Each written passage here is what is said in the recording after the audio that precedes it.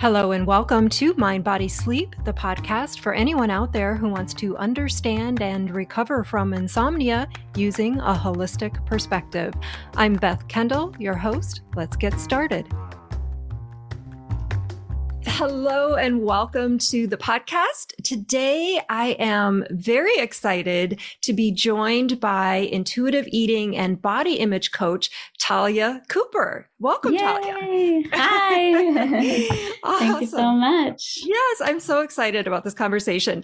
And just to give the listeners a little bit of context about today's conversation, Talia reached out to me about a month ago in response to my free email course. And, people will often share a little note or an aha about what they learned in the course, which of course always makes me so happy. But Talia, you sent along this beautiful letter and you talked about, yes, it was. And I loved it. You talked about your experience with sleep. And I was just blown away by the way you filtered your takeaways through the lens of what you do in the world, which is help people feel comfortable in their bodies again, and how control can often backfire when it comes to these very intuitive aspects of our being, like sleeping and eating. And I was just so fascinated by everything that you said. So first, tell us a bit about you and how your sleep troubles started. Totally. Yeah. Thanks so much, Beth. So I would say that growing up and for most of my life, I would have said I was a perfectly fine sleeper, like not amazing, not terrible, but perfectly fine. And then last year, actually almost exactly a year ago, I had a baby. And leading up to that, everyone talks about sleep being hard as new parents. I definitely was expecting that. And I was pretty nervous. It was probably one of the top things I was nervous about, was sleep. So I knew sleep was going to be a journey. And I have to say that it was a journey, but it was a pretty different journey than I thought it would be. At the beginning, it was actually pretty much what I expected. Babies have to eat all the time. So you're just awake a lot and breastfeeding a lot. And that was sort of what I expected. But then my baby started to be able to sleep longer and longer stretches. And I would get so anxious because I'd be like, okay, like she fell asleep. Now's my moment. And she's going to wake up in a couple hours. I would get really anxious about it and I wouldn't fall asleep. And I was like, okay, at some point I'll refigure out how to sleep again. I mean, I think it was hard, but I also sort of had expected this. And then after a few months, we ended up actually hiring like a baby sleep coach who helped us sort of work with our daughter to learn independent sleep skills. And I was really anxious about that, but it went great. She loves sleep. She's a human. She loves That's sleep. Nice. Turns out. That's a bonus. Yeah. And she started sleeping through the night. And I was like, okay, well, this is great. Now I will sleep through the night. And I still wasn't. I was still sort of like having that same thing of just like feeling anxious and ready to jump up and help her, but she didn't need my help anymore, and I was just like, I started to feel like something had broken in me. Like I didn't know how to sleep anymore. And that's Beth. That is when I started the Google research. Yes. Yep. So it started, with the teas and then just more and more things. I mean, I know you know this journey, but I started adding on more and more things of like, here's how to sleep. Yep. Woof. Yep. The efforting starts. The efforting started. Yep. Thanks so much for sharing this. I think a lot of postpartum moms will relate to this experience because it is such a common precipitating factor where I remember you saying in your letter, when you didn't start sleeping on the timeline that you thought you should be sleeping, that was sort of the beginning of the shift of starting to go down the route of, trying to sleep, right? Yep. Exactly. And just trying more and more. And the thing was that all the things would sort of work initially. And I'd be like, I mean, not all of them, but some of them would work initially. And I'd be like, okay, this is great. I've unlocked the secret, whatever. And then if I ever had a bad night, I would be like doing like a what's it called? Like a postmortem. Like what went wrong? What did I not do? Oh, I only got, 5 minutes of morning sun. I should have done 10, like just getting really detailed. Yep. The full analysis. Yes. Full analysis. Yep. Totally. And I'd be doing that in bed when I was not sleeping, I'd be going while I was trying to fall back asleep. I was going through like what went wrong. Yeah. And, one of the things you said in your email, you wrote, as an intuitive eating coach, I'm surprised that I didn't recognize that I was going into perfectionist rule following mode when I added in more and more sleep rules to try and fix my sleep. So tell us a little bit more about that realization. Yes. So it's so funny to me now because I'm like, there were so many clues, Beth, that I think in hindsight, I'm like, I did have that little like tickle in the back of my mind that something was off. But it took me until I read your email course to like actually pick up on what was going on. But yeah, as an intuitive eating coach, I teach people how to let go of all the accumulated food rules. And I am someone who used to have accumulated food rules. To trust their body, to know, what it wants to eat and when and how much, and also not to be perfectionist about any of that because our bodies know how to handle things. Yeah. And when I used to struggle around eating stuff, it would just, I would add all these different food rules on, and it felt rigid. And I could tell at the time that it was rigid and that it was not giving me the like flexible, creative spirit that I believed to be inherent to who I was. But I couldn't see a way out at the time. And that was just what happened with sleep as well, as I could feel myself getting more rigid about here's what time I have to be, on the couch, drinking this tea, reading a book with the little lights, and here's how it has to go. But I was struggling to see my way out. And, it's interesting because all these blogs that I was reading and podcasts that I was listening to try to get my sleep tips from, they use the term optimization, right? And it's like how to optimize this for sleep, how to optimize this for energy. And it felt so compelling. That something about optimize, it was really compelling to me. And I could see that the same people, the same bloggers and podcasters had entries about how to optimize your diet. So I was like, well, that I don't believe in. That I know is not in my mindset. And I've let go of that, but I'll take their optimizing sleep. That's different. And again, I could feel that tickle in the back of my brain being like, is it different? Is it different if it's feeling the same in my body, but being like, no, it's different. It's different. So when I read your email course, that was when it all just sort of clicked for me, like rigid rules are rigid rules. And it seems that that's what I need to keep examining in myself, is if I have that feeling in my body that I'm doing a rigid behavior, it's worth examining and just noticing like, okay, so I have that tendency, within me. Yes. And after I read your email course, I called up my friend Zoe and I was like, oh my God, Zoe, like I did it again. I did the thing where I created all these rigid rules for myself and now I have to go through the process of letting go.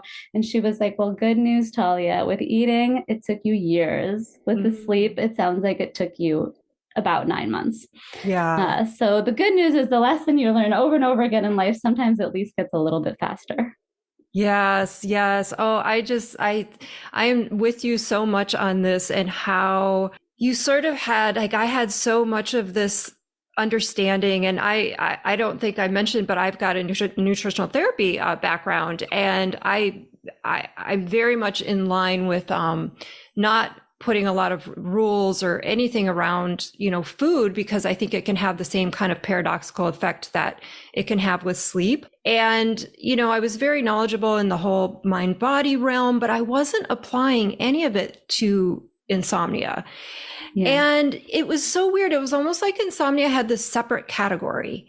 It was like, well, that's for everything, but not insomnia, because this is a sleep problem. Yeah. And I've got it, like hit it from the fixing sleep standpoint. But also to your point, like how we do sort of get this optimization message out there everywhere. Yes. And it's very easy to get knocked out of that understanding that sleep is passive. And there's virtually nothing we need to do except be awake during the day. And that is literally it. And you've got everything you already need, inside of you to sleep at night. So it can be tricky sometimes to keep this knowingness inside of you that no, we all have these innate abilities to heal and sleep, and our bodies are always, working in our favor and striving for balance and calibration and all of these things. And yeah, when you were talking about the optimization, I always say there's these two conversations happening. There's the sleep optimization, which has value for somebody perhaps that doesn't have insomnia. But that conversation can often lead to insomnia. Exactly. You know what I mean? So it's like, and I'm sure it's the same for you with diets or things along those lines. Yes. Oh my gosh. And actually something just clicked for me. Another thing clicked for me when you were talking, which is that, I think I said in my email to you that it was a wild experience to read your writing because you use a lot of the same language that I do. And again, just sleep and food.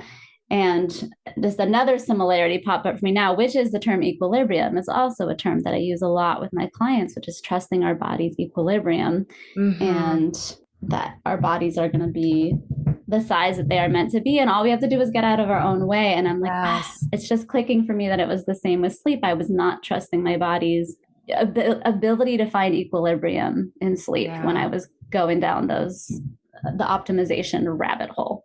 Yes. Oh yeah. And I think like it's so understandable when, of course we have these sleep disruptions throughout life, whether it's having a baby or going through an illness or a grieving process or whatever comes up. And then the event either resolves or passes and sleep, kind of comes back on track. But then if there's some threshold in the mind that gets passed that it hasn't snapped back as fast as it normally would, or, some little thought comes in like, well, I should be sleeping now. And then starts the whole rabbit hole, experience that, you went down, and so many do. So I was looking for where you made a comment about you were putting the pieces together with the sleep coach that you hired for your baby, but then you understood that your baby didn't have the hyperarousal piece come into it. I would love to hear more about that. Yeah. So, like working with the baby sleep coach was a really great experience. And that whole, there's 1,000 thoughts about baby sleep out there, and lots of feelings about that. But the person that we worked with, their methodology was sort of what you're saying, which is that all you need to sleep really is to have been awake for an appropriate amount of time. And so she was teaching us how to read our baby's cues to have it be the appropriate amount of time awake. But there's also, we do a whole bedtime routine and there's all this stuff we do. And I think that it was easy for my mind to then translate this to, okay, well, the bedtime routine plus the proper awake time for a baby equaled really successful sleep for her. So that ended up translating to me like, oh, therefore I need to do all the right things. I need to have the right bedtime routine and I need to have the exact right amount of whatever in order for sleep to work for me. But there were a couple of things missing in that translation, which was one, the bedtime routine for my baby is not what helps her sleep. That's what creates secure attachment and predictability and love. And that, sure, in a bigger sense, that of course helps her sleep. She knows she's loved and to predict the same things, but like that is not in and of itself what's helping her sleep. And I wasn't connecting that. And two, she was sleeping because she was awake for the right amount of time and didn't have hyperarousal. I was not sleeping, even though I created a whole bedtime routine for myself and followed all the things because I was then getting in bed being like, did I do all the things? Did I do them correctly? Am I a good person? Am I being a good sleep attempter? And so it just sort of clicked for me that it was like, that's the difference for us. Yeah. Yeah. They just, they're so new to life. They haven't had time to learn any fear around sleep or anything like that, where, as adults have a little bit more time on this planet. So that factor can come into it sometimes. But yeah, I thought that was so fascinating how you made that connection. Like, well, she doesn't have the hyperarousal piece. So she just loves sleep. Yeah, they just fall asleep. Yeah. And we still have that ability as adults, it doesn't really leave us. But then we start thinking about it, we think about it, and that's what can. Exactly. Yeah, exactly. And so, it's the same with food as well. This is what I tell my clients is that with intuitive eating, I'm not actually trying to teach them like a new skill. I'm actually just trying to help you relearn what you knew how to do as a baby, which is all babies know when they're hungry. I mean, there might be some exceptions, but for the most part, kids know when they are hungry and when they are full and what they want to eat. And my baby, when she is full, she will just push food away. She is so clear. Yes. And, that again is so innate within all of us. And we're just relearning how to trust that process. Oh, beautifully said. Oh, I just love it. I just got chills. Yeah. I always say the same thing. I'm not teaching you how to sleep. I'm not fixing your sleep. I'm guiding you back to what your body already knows, which is how to sleep.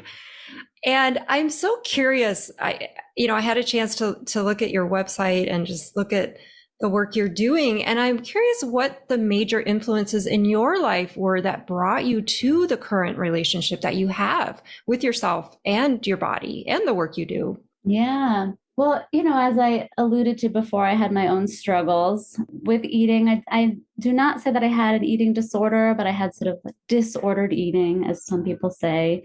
And again, it started somewhat benignly. I don't know if that's the right term to say, but after going through a major breakup, I think I was looking for things to control, right? And the allure of control is just so strong for many of us, myself included.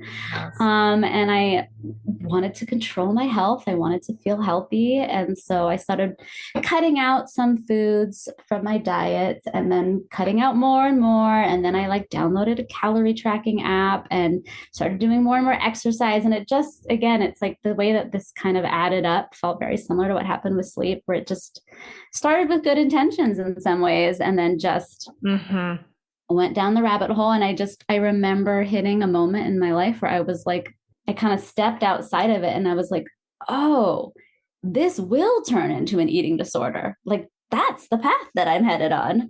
And if I keep going, that's what's going to happen. And I need to choose a different path. So at that time, I think my friend Rachel Marcus was doing this sort of like body positive personal training. And I was like looking at her website for inspiration. And I ended up finding out about intuitive eating. And then I took courses with Isabel Fox and Duke and Virgie Tovar and learned all about intuitive eating and trusting my body. And it was just this, wild experience of being like, okay, like I chose the other path. I see where I was about to go, and I was able to choose a different path, which I'm just so grateful for all those people who taught me so much. And then after many years of that, I ended up getting certified as an intuitive eating coach and as a life coach so that I could then support other people on this journey. And I love it. I love getting to work with people.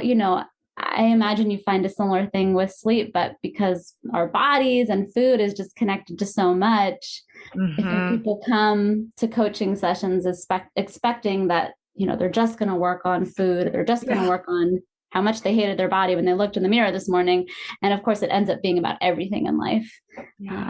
And I love that. Yes. Amazing. Amazing. I think that is so true. And I think that sometimes when these patterns show up in our lives and they're around things that you really can't avoid, because you've got to eat, you've got to sleep.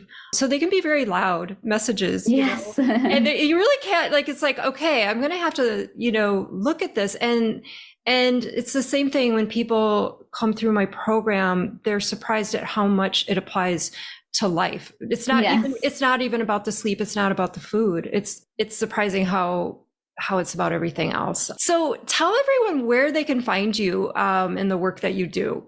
Yeah. So folks can find my work on my website, taliacoopercoaching.com. You can also follow me on Instagram at entirelytalia. I admit that I do less posting on all of these things now that I have a baby, but I still send out a blog about once a month where I share different thoughts about bodies and food and body trust, sometimes just life. And I might try to write a blog about the sleep and eating connection as well. So if your listeners want to check that out, they can go to taliacoopercoaching.com. And also that's where you can sign up to get this approximately monthly email, or follow me on Instagram for tips and tricks and fun times. Oh, I hope you do. I hope you write something. I think it would help a lot of people. I think a lot of people are struggling with sleep right now. So I hope that ripples out into the world. And, you wrote at the very end, or somewhere, it was close to the end of your letter, this beautiful passage.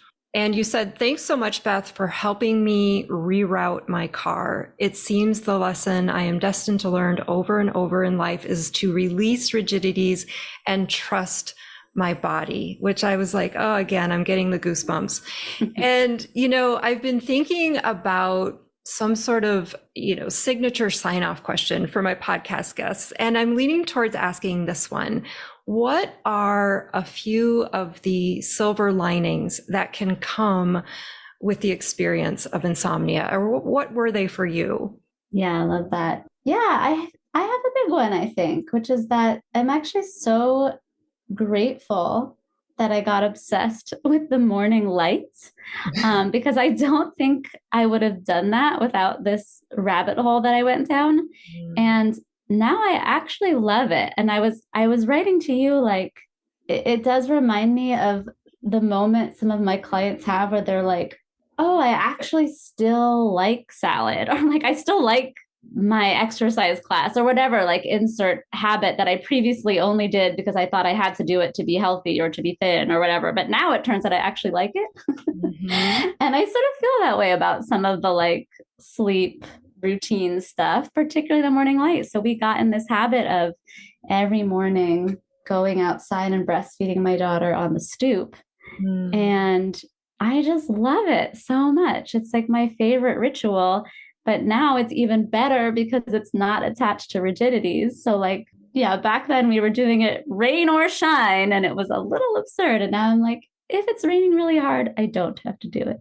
But I really enjoy it on the mornings when it's nice. So now you're doing it because you want to and not because you have to, and there's no goal attached to it. It's just a lovely just thing. Beauty. Yeah, it's just like, it makes me so happy. And again, I think it makes me happier now that it's not about a rule. Exactly. How old is your daughter now?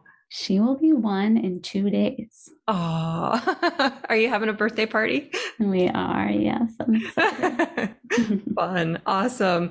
All right. Well, thank you again, Talia, for talking with us today and for sharing the lovely words that you did. It meant the world to me. And I look forward to keeping up with what you do. Thanks so much, Beth. This was such a blast, and I'm so excited to keep following your podcast and hearing your wisdom.